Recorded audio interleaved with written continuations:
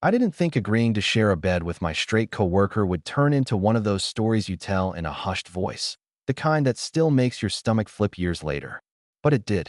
And it all started because of a screwed-up hotel reservation, too much whiskey, and a conversation neither of us planned to have at 3 in the morning. The work trip itself was supposed to be boring. 2 nights in Denver for a regional conference, long days of meetings, bad coffee, polite smiles, and the unspoken agreement that we'd all pretend to be productive while counting down the hours until we could go home. I'd done these trips before. They were usually forgettable. Alex, though? Alex was new. He joined our team about 6 months earlier. Mid-30s, former college athlete vibes without being obnoxious about it. That easy confidence that made people listen when he talked. Wedding ring tan line. Recently divorced. Talked about his ex-wife the way someone does when they're trying to sound healed but clearly aren't. And yes, very straight. At least, that's what everyone, including him, assumed. We weren't close, but we got along. Shared airport beers, inside jokes during long meetings, the occasional "you surviving this" text during particularly brutal conference calls. Comfortable. Safe. Or so I thought. When we landed, everything immediately went sideways. The hotel was overbooked. Not sorry for the inconvenience. Here's a free drink. Overbooked. But we literally do not have enough rooms. Overbooked.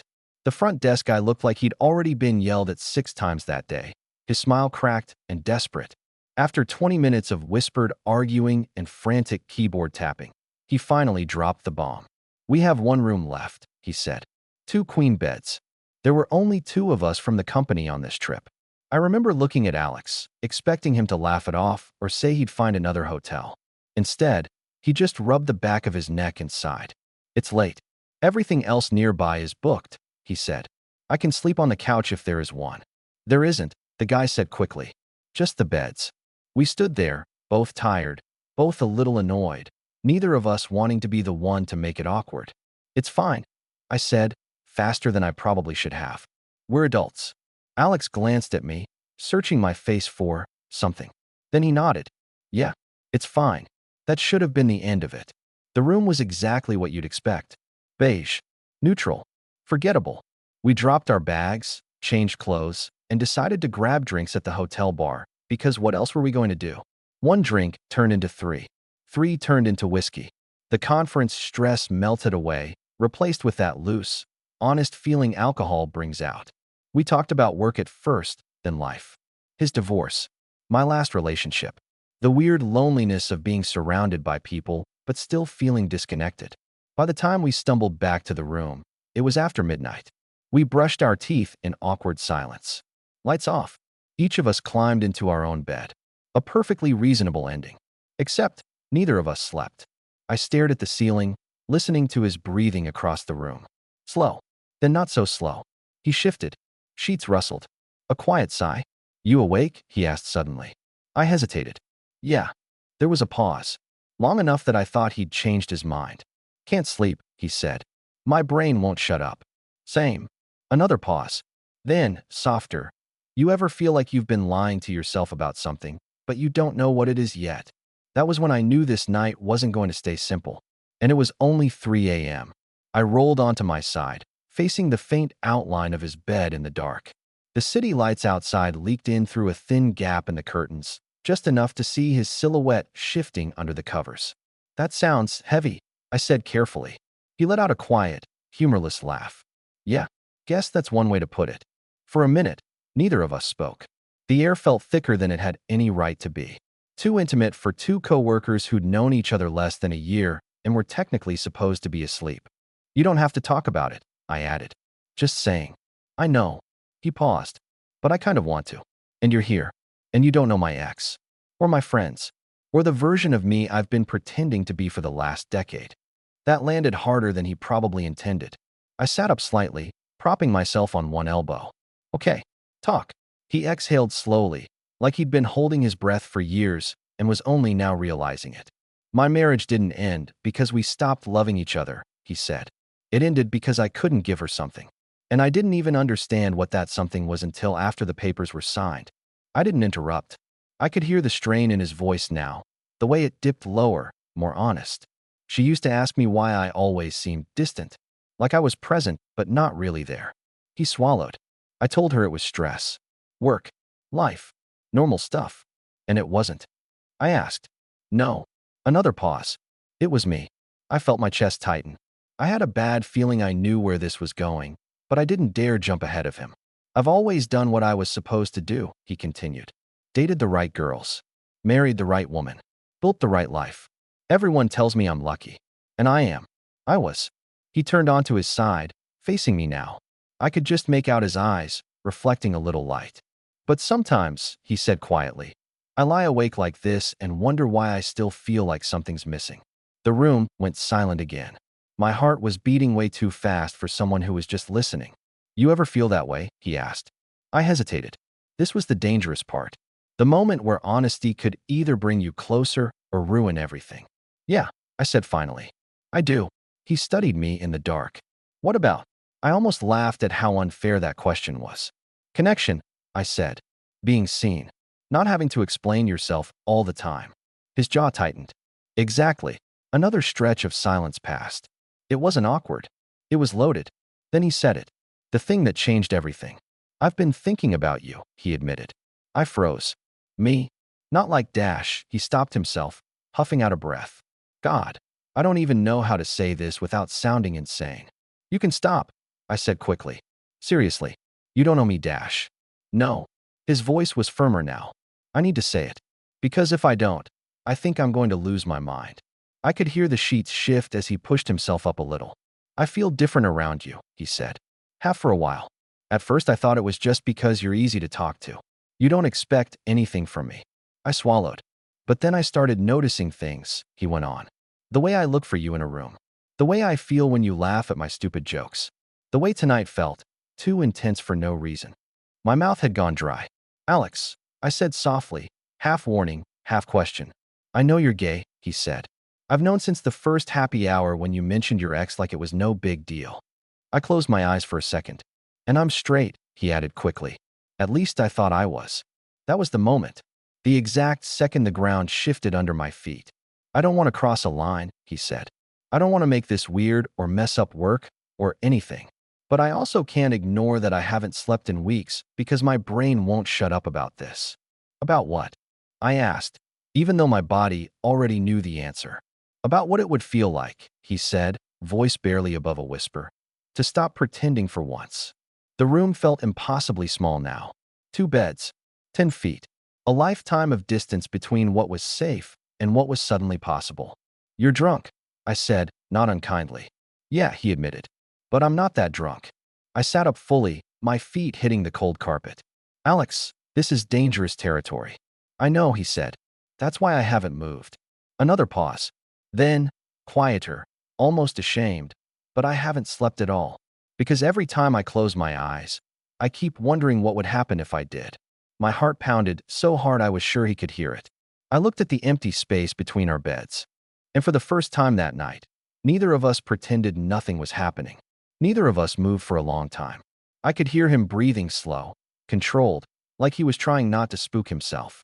I stayed seated on the edge of my bed, hands resting on my knees, grounding myself in the feel of the carpet under my feet. Everything in me was buzzing, but I knew better than to rush this. Moments like this didn't need momentum. They needed care. Alex, I said again, softer now. I'm not going to pretend I didn't hear what you just said, but I need to know what you're actually asking. He shifted, the mattress creaking quietly. I don't know if I'm asking anything, he admitted. I think I'm just finally saying it out loud.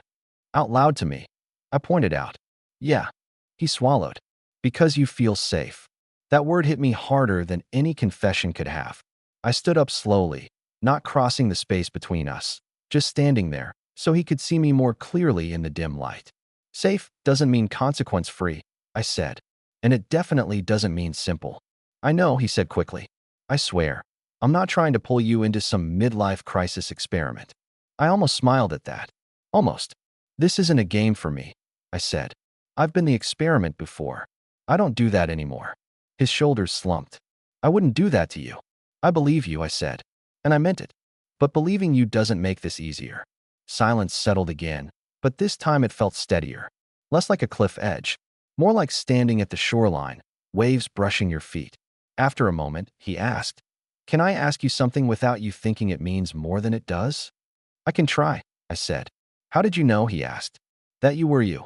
I leaned back against the dresser, folding my arms. I didn't always. I just knew that pretending felt worse than being scared. He nodded slowly, absorbing that. That's exactly how this feels. I studied him in the half-light. The confident guy from meetings was gone. In his place was someone raw, stripped of certainty, sitting on a hotel bed at 3 in the morning, trying to understand himself. Look, I said, choosing my words carefully. Nothing has to happen tonight. Or ever. But if we're going to keep talking like this, it has to stay honest. No testing boundaries you're not ready to face in the daylight. He met my eyes. That's fair. Another pause. Then, quietly. Would you be mad if I asked to sit closer? Not touch. Just not across the room. I hesitated, then nodded. Okay. But slow. He swung his legs out of bed and stood, stopping halfway between us like he was waiting for permission. When I didn't tell him to stop, he sat down on the edge of my bed, leaving a careful gap between us. Close enough that I could feel his warmth. Far enough that nothing accidental could happen. This already feels different, he murmured. Different isn't bad, I said. It's just unfamiliar. We sat there like that, shoulder to shoulder, but not touching, the kind of closeness that somehow felt more intimate than anything physical. I haven't slept at all, he said again, almost to himself. But I don't feel tired anymore. I glanced at him. That's adrenaline. He chuckled softly. Figures. Eventually, the tension eased just enough for the room to breathe again. He leaned back, hands braced behind him, staring at the ceiling. Thank you, he said. For what? For not laughing. Or panicking. Or taking advantage of the fact that I clearly have no idea what I'm doing. I smiled faintly. You're doing fine. We stayed there until the city outside began to quiet, until the edges of the night softened. When he finally stood and returned to his bed, it felt intentional, respectful. Good night, he said. Good night, I replied. He didn't sleep. Neither did I. But somehow, lying there in the dark, knowing exactly what was hanging between us and what we'd chosen not to do, I felt calmer than I had all night. Because some lines aren't crossed in a single moment. Some of them wait for the morning. Morning came too fast. I hadn't slept so much as drifted in and out of half-consciousness. My mind replaying the night in fragments, his voice in the dark, the way he'd asked before moving closer, the restraint we'd both shown even when it would have been so easy not to. Sunlight crept through the curtains, thin and pale. I heard Alex shift in his bed, a quiet groan escaping him. Please tell me you slept, he muttered. I let out a breathy laugh. If by slept you mean stared at the ceiling questioning every life choice I've ever made, then yeah, slept great. He rolled onto his back. Same. For a moment, it felt almost normal again. Two guys on a work trip, exhausted, joking about a rough night. But then our eyes met, and the memory of everything unsaid settled between us. He sat up slowly. About last night. I held up a hand. We don't have to dissect it before coffee. Relief flashed across his face. Thank you. We got ready in near silence, but it wasn't awkward. Just careful. Like we were both aware we were carrying something fragile and didn't want to drop it. At the conference, we slipped back into our professional rhythm side by side during sessions, exchanging knowing looks when speakers droned on too long, but nothing that would raise eyebrows. Still, everything felt heightened. When his knee brushed mine under the table, it sent a jolt through me. When he leaned in to whisper a comment, I had to remind myself to breathe. He noticed too. I could tell by the way his jaw tightened, the way he straightened a little too quickly afterward.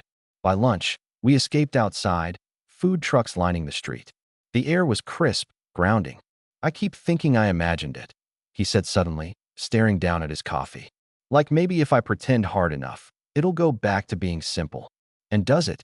I asked. He shook his head. No, it just makes me feel like I'm lying again. That honesty that was new. And dangerous in its own way. We can take this one step at a time, I said. No labels. No expectations. He nodded. I can do that. That evening, back in the hotel room, the dynamic had shifted. Less tension, but more awareness. Like we were standing on opposite sides of a door that had cracked open and neither of us knew who was going to push it next. I'm not sleeping in my bed tonight, he said suddenly, half joking. My heart skipped. Why? Because I didn't sleep in it last night either, he said. Then, quieter, And because I don't want to keep pretending distance makes this easier. I studied him. You sure? He nodded.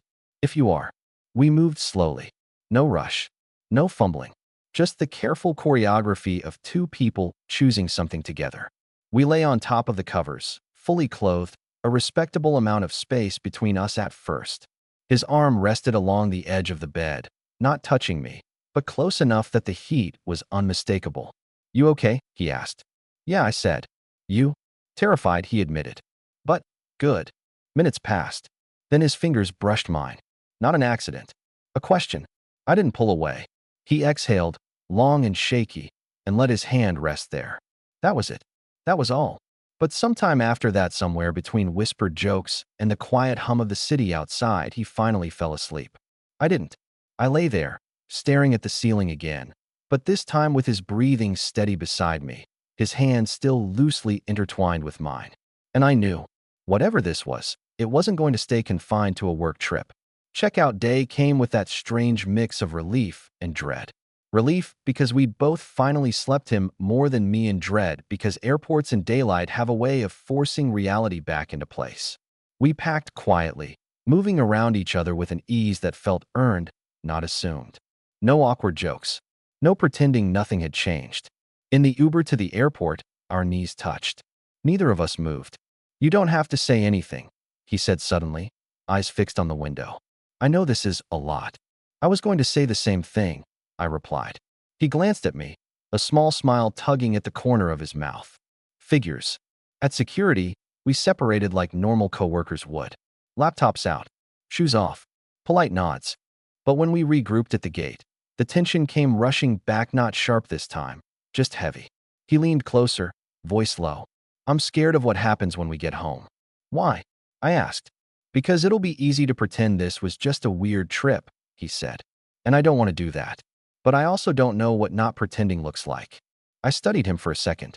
The openness in his face wasn't something he could fake. Straight men experimenting didn't usually look like this, conflicted, yes, but also thoughtful. Careful. Then don't decide everything right now, I said. Just don't lie to yourself. Or to me. He nodded slowly. I can promise you that. On the plane, we ended up seated next to each other again. Cosmic joke. Or bad airline luck. Somewhere over the Midwest, with the cabin lights dimmed and the rest of the row asleep, he whispered, Can I ask you something kind of selfish? Probably, I said. Would you be open to seeing where this goes? Outside of work. Slowly. I didn't answer right away. Not because I didn't want to, but because I needed to be sure. I won't hide you, I said. I won't be a secret you only acknowledge at midnight. If we do this, it's real. Even if it's quiet. He swallowed. That's fair. And I won't rush you, I added. But I won't wait forever either. That's also fair, he said. Then, after a beat, I don't want you to. When we landed, the airport buzzed with the usual chaos, families reuniting, business travelers already back on their phones. Life continuing, indifferent to the fact that something fragile and new had just formed between two people who hadn't expected it. At baggage claim, he hesitated. I'm going to text you, he said. Later.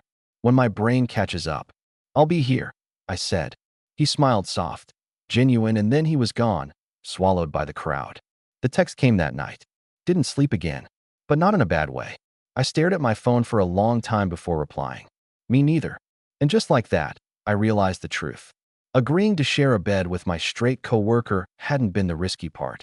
Agreeing not to pretend afterward, that was. The days after the trip felt unreal, like I'd stepped back into my normal life, but left part of myself behind in that hotel room. At work, we slipped into an unspoken agreement. Professional, friendly, normal enough that no one would ever guess what had passed between us at 3 in the morning. But everything underneath had changed. He texted me more than I expected. Nothing dramatic. Nothing that crossed lines. You survived the Monday backlog? That presenter from Denver just emailed me. Still boring. Haven't slept much again. You? I answered every time. A week later, he asked if I wanted to grab a drink. Just us. Outside of work. No conference badge, no shared expense report, no excuse other than honesty. I said yes. We met at a quiet bar halfway between our apartments. Neutral territory. Low lights, worn wood, the kind of place where conversations stayed private if you wanted them to. He looked nervous when I walked in. Not the confident guy from meetings, not the divorced dad energy. He sometimes carried something softer, something exposed. You okay? I asked, sliding onto the stool beside him. He nodded. Yeah, just doing this sober feels different. It is different, I said, but it's also real. That seemed to steady him. We talked for hours, not just about this, but about everything: childhood expectations, masculinity, the way men are taught to lock certain doors and throw away the keys. He admitted things he'd never said out loud before, that he'd always been curious, that he'd buried it under responsibility and routine, that the curiosity hadn't gone away after the divorce, it had gotten louder. I'm not asking you to define me, he said at one point. I just need room to figure myself out without lying. That's all I've ever wanted from anyone, I replied. When he reached for my hand across the bar, it wasn't hesitant this time. It was deliberate, public, small but brave. No one stared. No one cared. He noticed. His shoulders loosened like he'd been bracing for impact that never came. We didn't go back to either of our places that night. Not because we didn't want to, but because we didn't need to rush. Instead, we walked. City lights. Cool air. His hand still in mine. At the corner where we'd split, he stopped. I'm still scared, he admitted. I know, I said, but I'm more scared of going back to pretending. I stepped closer. Then don't. He kissed me then. Soft. Careful. A kiss full of intention, not confusion. It wasn't hungry or reckless. It was the kind of kiss that says, I see you, and I'm choosing this at the same time. When we pulled back, his forehead rested against mine. I didn't sleep again last night, he said quietly. But I think I finally know why. I smiled. Yeah, because I was waking up. And for the first time since that work trip, I believed him. If you want the final part next, the fallout, the work dynamics, and how it all actually settled, just say so. Nothing tests something new like bringing it into daylight. The week after that kiss, we didn't suddenly become a couple. There were no dramatic declarations, no late-night spirals, no pulling away either. Just consistency. Texts that didn't fade. Plans that didn't get canceled. Honesty that stayed intact even when it got uncomfortable. At work, though, that was the real minefield. We were careful. Not cold, just aware. No lingering looks during meetings. No inside jokes that went too far. But there was a shift people noticed anyway. You can only spend so much time next to someone before the energy changes, even if nothing obvious does. You two seem closer lately, a coworker joked one afternoon. Alex laughed it off easily. Trauma bonding over Denver. She snorted. Fair. But later that day, he messaged me. Did that make you uncomfortable? No, I replied. Did it make you scared? A pause. Then, less than it would have a month ago. That felt like progress. The first time I stayed over at his place, it wasn't planned. We'd cooked dinner, drank wine, talked until it was late. The conversation drifting the way it always seemed to, with us honest, unguarded. When I checked the time, he looked relieved. You can stay, he said. Not hopeful, not pleading, just open. That night was different from the hotel. No tension humming under the surface. No restraint for the sake of fear. Just closeness that unfolded naturally. Slow hands. Soft laughter. Long pauses where we checked in with each other instead of rushing ahead. Afterward, we lay there, tangled and quiet, the city humming outside his window. I slept last night, he said, voice low, almost reverent. I smiled into his shoulder. Yeah. Really slept. That was when I knew this wasn't a phase. Or a curiosity. Or a crisis. It was a man finally letting himself rest. There were hard conversations after that. About labels. About what this meant for him. For me. For work. He didn't rush them, but he didn't avoid them either. When he told a close friend, he was shaking. When he told his sister, he cried. When he told me he was done pretending, he sounded lighter than I'd ever heard him. We took it slow in all the ways that mattered. And somewhere along the way, the thing that started as a missed hotel reservation stopped being the story we told. Because the real story wasn't that I agreed to share a bed with my straight coworker. It was that he didn't sleep at all. Until he finally stopped lying to himself. And neither of us ever went back to pretending after that. People always ask how it ended.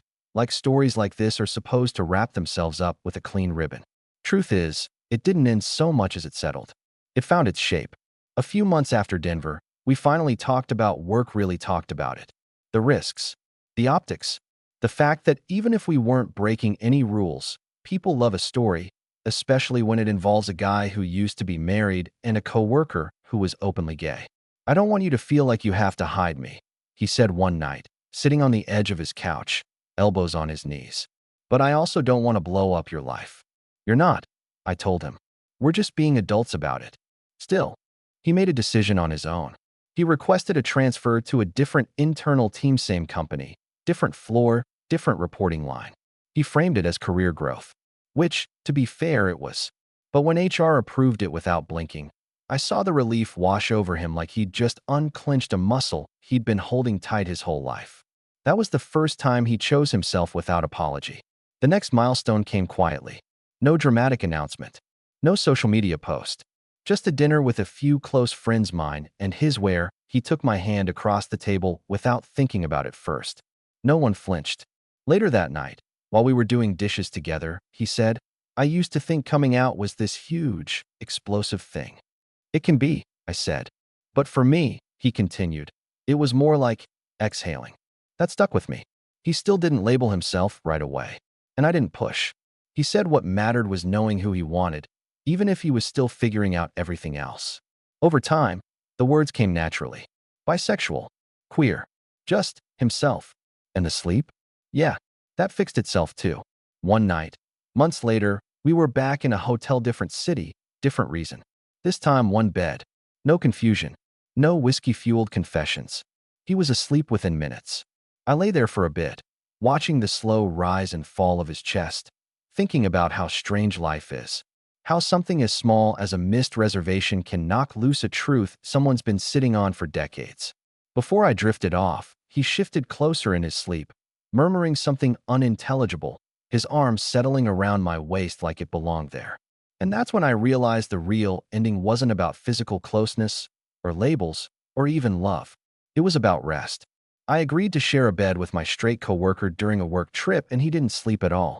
But eventually, once he stopped pretending, once he let himself be honest, once he chose connection over fear, he finally did. And so did I.